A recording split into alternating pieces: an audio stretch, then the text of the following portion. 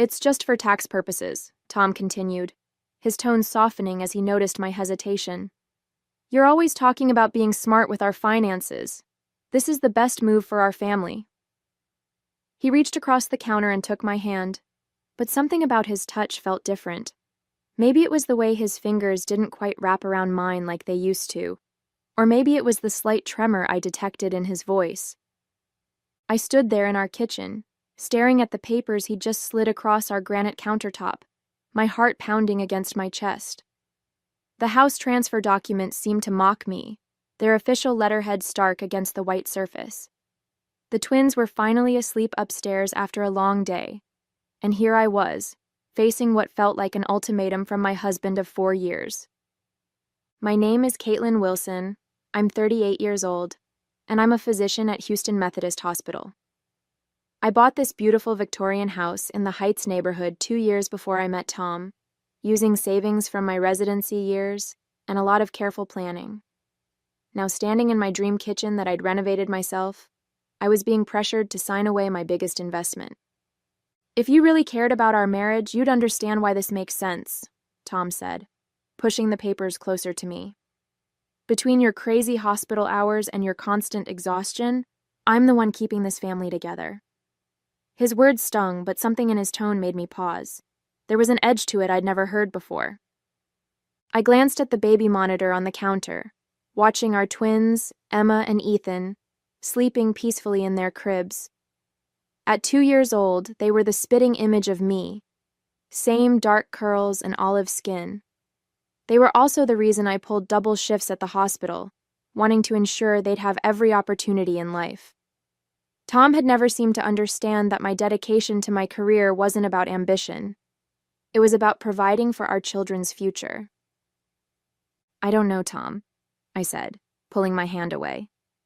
This house, it's my security. I bought it before we were married. As the words left my mouth, I saw something flash across his face. Was it anger? Frustration? Whatever it was, it disappeared quickly, replaced by what seemed like practiced concern. That night, as I lay awake in bed, his words kept echoing in my mind. But something else was echoing too, a quiet voice of warning that I couldn't quite silence. The next morning, as I was getting ready for my shift at the hospital, something about Tom's behavior nagged at me. He'd been different lately, more distant, spending extra hours at his marketing firm, constantly checking his phone. I'd brushed it off as work stress, but now, combined with this sudden push about the house, my medical instincts were screaming that something wasn't right. I dropped your jacket off at the dry cleaners, Tom said as I rushed around the kitchen, trying to pack the twins' daycare bags while scarfing down a piece of toast. You can thank me later. His smile seemed forced, and he barely looked up from his phone. Just 6 months ago, he would have been helping me with the twins' bags, making sure I ate a proper breakfast before my shift. I watched him as I strapped Emma and Ethan into their car seats. There was a spring in his step that hadn't been there in years, and he'd started going to the gym again. Small changes that seemed innocent enough on their own, but together painted a picture I wasn't sure I wanted to see. At work, between patients, I called my friend Nina, who worked in real estate law. Something feels off, I told her, ducking into an empty exam room. He's pushing hard for this transfer, saying it's for tax purposes, but... Tax purposes? Nina interrupted. Caitlin, transferring the house to his name alone wouldn't give you any tax benefits. If anything, it would complicate things since you bought it before marriage. My blood ran cold. I'd been so busy with work and the twins that I hadn't done my due diligence. Tom had counted on that, hadn't he? Listen to me carefully, Nina continued, her voice serious. Don't sign anything. I don't want to alarm you, but I've seen this before. Men don't usually push for property transfers unless they're planning something. That afternoon, during a brief break between patients, I did something I'd never done before. I checked our phone records. Tom had been making frequent calls to the same number for months. My hands trembled as I did a reverse lookup, and a name appeared. Destiny Martinez. A quick social media search revealed a beautiful woman in her mid-20s, whose check-ins matched Tom's late nights at work. My stomach churned as I scrolled through her photos, stopping at one from 2 weeks ago. She was at a real estate office, captioned, "Big changes coming." New chapter, blessed. I closed my office door and sat in silence, my mind racing. Years of medical training had taught me to trust my instincts when something felt wrong. Now those same instincts were telling me I needed to protect myself and my children. That evening, I left work early for the first time in months. Instead of picking up the twins from daycare, I drove straight to a discreet electronics store Nina had recommended. The elderly man behind the counter barely blinked when I explained what I needed: a high-quality recording device small enough to hide in my kitchen. "Protect yourself," he said quietly as he showed me how to operate it. "The best evidence is in their own words." I got home before Tom, setting up the device and starting dinner like it was any other night. When he walked in, he seemed surprised to see me there. "No emergencies at the hospital today?" he asked, his tone casual but his eyes sharp. "I thought we could talk more about the house transfer," I said, stirring the pasta sauce. "I've been thinking about what you said." I watched his reflection in the kitchen window as his face lit up with poorly concealed triumph. "I knew you'd come around," he said, coming up behind me. "You're making the right choice, Kate. This is what's best for our family." The way he emphasized family made my skin crawl. Over dinner, I let him talk, recording every word as he explained his elaborate plan for how the transfer would benefit us. Each lie was careful, calculated, and I realized with a sickening clarity that he'd been planning this for months. After putting the twins to bed, I sat in their dim nursery, watching them sleep. Emma clutched her favorite stuffed giraffe while Ethan had kicked off his blanket as usual. Looking at their peaceful faces, I felt a surge of protective rage. Whatever game Tom was playing, he hadn't counted on a mother's instinct to protect her cubs. The next few days were a blur of careful preparation. I took Nina's advice and made copies of all our financial documents, secured new credit cards in my name only, and started transferring my portion of our savings to a separate account. Each night I'd lie awake next to Tom, listening to his steady breathing and wondering when exactly my husband had become a stranger. A week later, Tom brought home the final transfer papers, already signed by him. "Just your signature," he said, sliding them across the counter, the same spot where this had all started. "Then we can put this all behind us." I picked up the pen, my hand steady despite the adrenaline coursing through my veins. Tom watched intently as I held the pen over the signature line. In that moment, I saw everything so clearly. His impatience, his barely concealed excitement, the way he kept glancing at his phone as if expecting a message. "Actually," I said, putting the pen down, "I think we need to talk about destiny first." The color drained from his face so fast I almost laughed. But this wasn't funny. This was the beginning of a war, and I was armed with evidence, determination, and a mother's fury. "What are you talking about?" Tom sputtered, but his face had already given him away. His practiced composure crumbled as he reached instinctively for his phone. "Who is Destiny?" I pulled out my own phone, scrolling through the screenshots I'd carefully collected. "Destiny Martinez, 26 years old, works at your firm. You've been having lunch with her at Lorenzo's 3 times a week for the past 4 months. The same restaurant where you proposed to me, by the way. Nice touch." Tom's expression shifted from shock to anger. "You've been spying on me?" "Protecting myself," I corrected, keeping my voice steady despite my racing heart. "Just like you've been protecting our tax situation with this house transfer, right?" He sat down heavily on one of the kitchen stools, running his hands through his hair, a nervous habit I'd once found endearing. "It's not what you think?" "Really?" "Because I think you're trying to steal my house to move in your girlfriend." I played the recording from earlier that week, his voice filling the kitchen as he assured Destiny that everything was going according to plan, and they'd be together soon. The twins' monitor crackled with Emma's soft whimpers. Tom glanced upstairs, and for a moment, I saw guilt flash across his face. But it wasn't guilt about betraying his family. It was guilt about getting caught. "You don't understand," he started, his tone shifting to the placating one he used with difficult clients.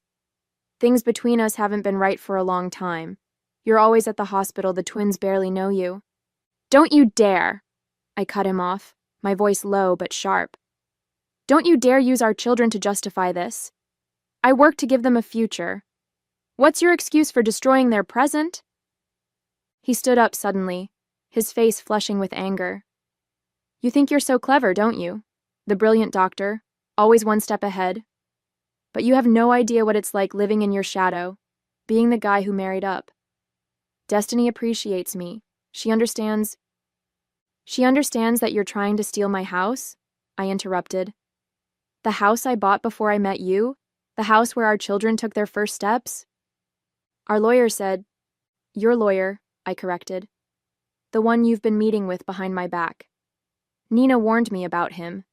He has quite a reputation for helping husbands hide assets during divorces. Tom's face went pale. You talked to Nina? I talk to a lot of people, Tom. I may be busy with work, but I'm not stupid. I pulled out another stack of papers, bank statements, phone records, emails I'd recovered. Did you really think I wouldn't figure it out? That I'd just sign away my children's home because you batted your eyes and mentioned taxes?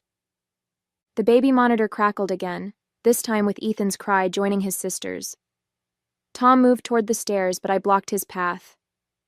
Don't bother, I said coldly. I'll take care of our children.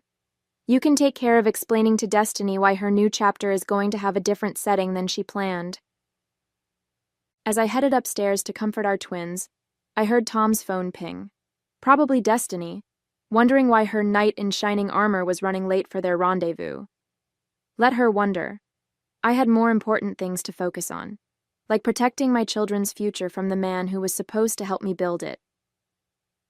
This isn't over, Tom called after me as I reached the top of the stairs. You're making a huge mistake. I paused, looking down at him from the landing. No, Tom. The huge mistake was thinking I wouldn't protect what's mine. I turned away from his reddening face and headed to the nursery where Emma and Ethan needed me. The next morning, I woke to find Tom gone. Probably spent the night at Destiny's. As I got the twins ready for daycare, my phone buzzed with a text from Nina. He's been to see his lawyer. Time to move fast. I'd already prepared for this. During my lunch break, I met with James Cooper, the divorce attorney Nina had recommended. His office was warm and welcoming, nothing like the stark corporate environments I'd expected. Dr. Wilson, he said, reviewing the evidence I'd gathered. I have to say, I'm impressed. Most clients come to me after the fact. You've given us everything we need to get ahead of this. I had good instincts, I replied, watching as he examined the recordings. Better than good, he smiled. These recordings are clear evidence of intent to defraud.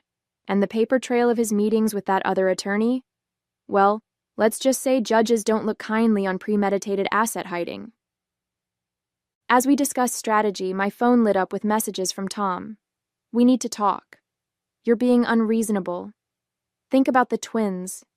Each message more desperate than the last.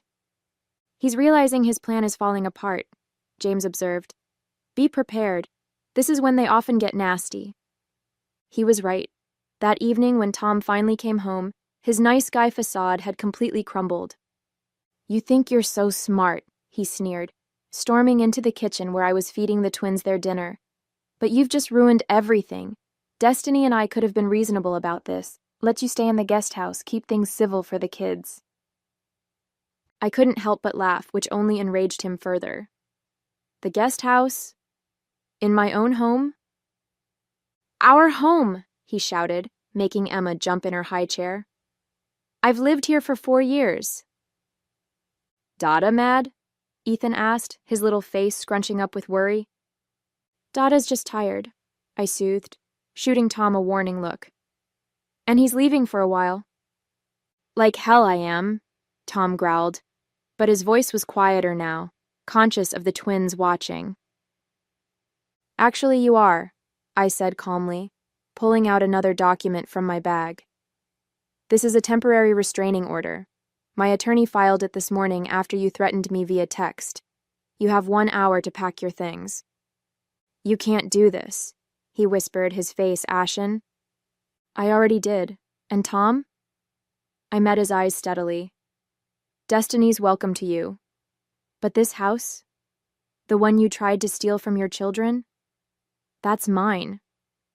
And if you think I won't fight you with everything I have, you clearly never knew me at all." He stood there, mouth opening and closing like a fish out of water, as the reality of his situation finally sank in. The unraveling of his perfect plan was written all over his face. An hour later, I watched from the nursery window as Tom loaded his bags into his car. He kept looking back at the house, as if he still couldn't believe his plan had backfired so spectacularly. The twins played quietly with their blocks behind me, blissfully unaware that their father was leaving. "Bye-bye?" Emma asked, noticing me at the window. "Yes, sweetheart. Daddy's going bye-bye for a while." I hugged her close, breathing in her baby shampoo scent, letting it ground me. The next few weeks were a blur of legal meetings and hospital shifts. Tom launched a full-scale attack through his lawyer, demanding half of everything, including the house. But James was ready for him. "Did you see his face when we presented the recordings in court?" James asked during one of our meetings. "He thought he was so clever, but he never considered you might be smarter." The evidence was damning. Not only had we proven his intent to defraud me of my premarital asset, but we'd also uncovered something even more disturbing. Tom had been embezzling from his marketing firm to fund his lavish dates with Destiny. "Our forensic accountant found everything," James explained, spreading out bank statements across his desk. "He's been cooking the books for months, probably to maintain the lifestyle he promised Destiny." The irony wasn't lost on me. All those times Tom had complained about living in my shadow, about feeling inferior to my success, he'd been creating his own downfall. When Tom's firm discovered the embezzlement, they pressed charges. Destiny, it turned out, had no interest in a boyfriend facing criminal charges. She dumped him via text. I know because he showed up at the house drunk one night, waving his phone and begging to come home. "You did this to me," he shouted from the front yard, forcing me to call the police. "You've ruined everything." As the officers led him away, I felt a strange mix of pity and relief. The man I'd married, the father of my children, had become someone I didn't recognize, or maybe he'd been that person all along, and I'd been too busy to notice. The divorce was finalized faster than I expected. Tom, facing legal troubles with his firm, couldn't afford a lengthy court battle. He signed away any claim to the house in exchange for more favorable custody arrangements, supervised visits twice a week. "You've handled this incredibly well," Nina told me over coffee, weeks after everything had settled. "Most people would have fallen apart." I watched Emma and Ethan playing in my backyard, my house, my victory. "I had to stay strong for them," I said. And honestly, Tom underestimating me was his biggest mistake. "And Destiny?" Nina asked. "Any idea what happened to her?" I smiled, remembering the last bit of gossip I'd heard. "Apparently she's dating her real estate agent now, the one who was supposed to help her move into my house." We both laughed at the irony. Later that night, as I tucked the twins into bed, Ethan asked, "Mama sad?" "No, baby," I said, kissing his forehead. "Mama's not sad at all." And for the first time in months, I truly meant it. The aftermath of my divorce from Tom brought unexpected blessings. The biggest surprise wasn't that I could manage everything on my own. I'd always been capable of that. It was discovering how much easier life became without the constant strain of Tom's deception weighing on me. My career flourished. Without Tom's subtle undermining and passive-aggressive comments about my hours, I found renewed passion for my work. I was promoted to Chief of Emergency Medicine, something Tom had always said would be impossible while raising twins. The twins adjusted better than I'd feared. At first, I worried about how they'd cope with the changes, but children are remarkably resilient. Their supervised visits with Tom became less frequent as his legal troubles mounted. He eventually took a plea deal for the embezzlement charges and moved to Dallas after serving his sentence. Destiny, I heard through mutual acquaintances, had moved on to another wealthy target. Sometimes I wondered if she ever realized how close she'd come to being trapped in Tom's web of lies. In a way, she'd dodged a bullet, though I doubt she saw it that way. My house, the one Tom had tried so hard to take from me, became a true haven. I renovated the twins' rooms, planted a garden, and created the home I'd always envisioned. Every mortgage payment felt like a victory, a reminder of how I'd protected what was mine. Nina teased me about dating again, but I was content focusing on my children and career. There would be time for romance later. For now, I was enjoying the peace that came with knowing I'd not only survived Tom's betrayal but emerged stronger. One quiet evening, as I sat on my porch watching Emma and Ethan play in our front yard, I reflected on how different life had become.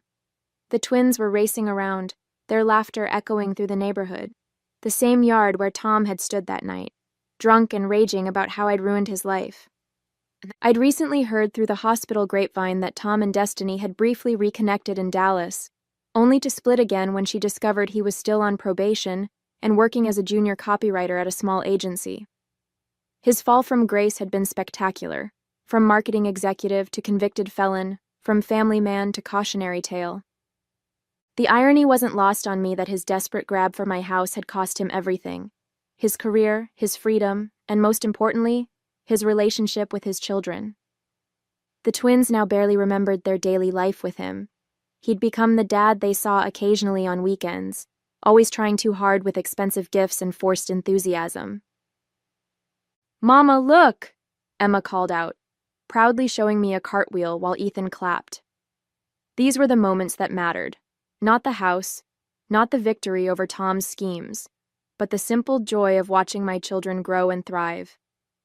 A few days ago, I'd received a letter from Tom, full of apologies and regrets. I filed it away without responding.